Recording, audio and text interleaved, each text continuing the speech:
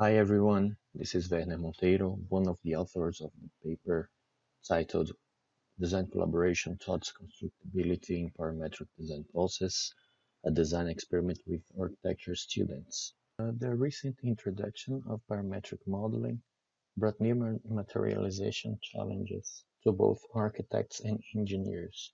But how are these challenges impacting students and are impacting teaching in academia?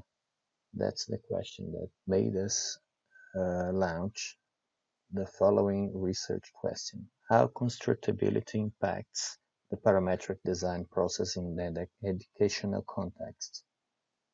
And we launched as hypothesis that construction constraints become radical constraints, those that guide the design process. In order to confirm the hypothesis, we made design experiments with architecture students from multiple nationalities. The methodology was based on a design experiment.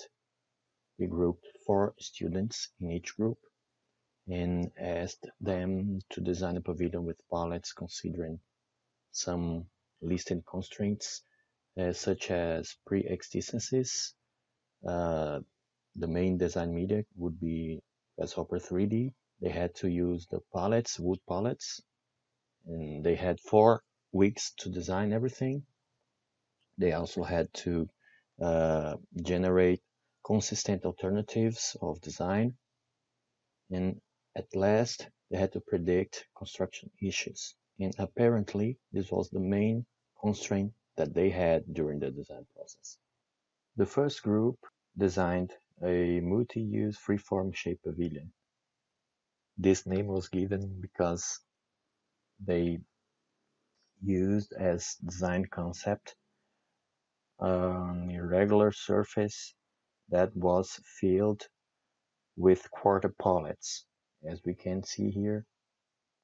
And they started sketching and geometric modeling, making math studies, and then they went to the coding with Grasshopper in order to finish their design. The main issue that the group faced was to find a way to place the quarter pallet inside the irregular geometry.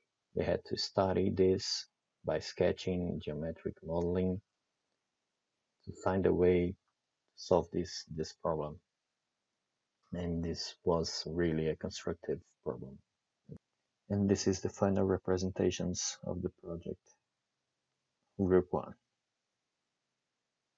1. Group 2 designed a covered hallway pavilion. They had a lighter solution for the problem. They started to plan their design starting from a constructive constraint. They had the idea to slice the palette and use just geometry that looks like a chain, and this was like the seed of the project. So they imagined 2 types of spatial relations. The first one was imbrication, the second one chain. And from this, they understood how the geometry could behave and then started coding Grasshopper. Their geometry was based on the movement of this slicing movement between the pieces. So the main resource that they used beyond the parametric modeling was really the use of physical models. The physical models helped the students to predict the structure behaviors. So it was very, very important for them.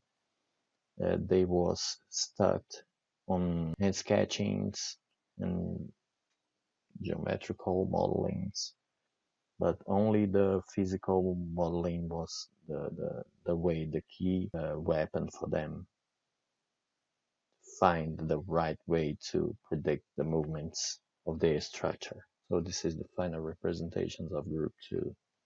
So in the end, we compared group 1 and group 2 in a summarized design actions. We can see here week 2 and week 3 The group 2 used the materiality study with the physical models to solve their problem. So maybe if group 1 have used the same strategy, they could manage better their problem. Well, the main conclusions was that constructive constraints guided the architectural solutions since the early stages of the two groups analyzed. Practical constraints became radical, as defends Brian Lawson. So another conclusion is that the impact of giving real construction constraints can really make the design process powerful for the students, so in order to predict the problems properly.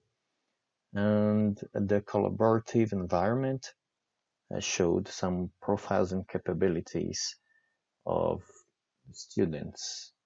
The first one was a good systematization of ideas to solve design problems. Second one was a good balance between vertical and shared leadership to bring direction and focus to the team, because sometimes the team was a little bit lost during the process, and some students had this profile of vertical leader, so they conducted the process very well. And the last conclusion is that students with different skills in analog and digital design media showed that multimedia and multi-domain capabilities, as defined label are a good way to solve a design problem, especially in parametric design. So that's our conclusions, and here we finish this presentation. Thank you very much.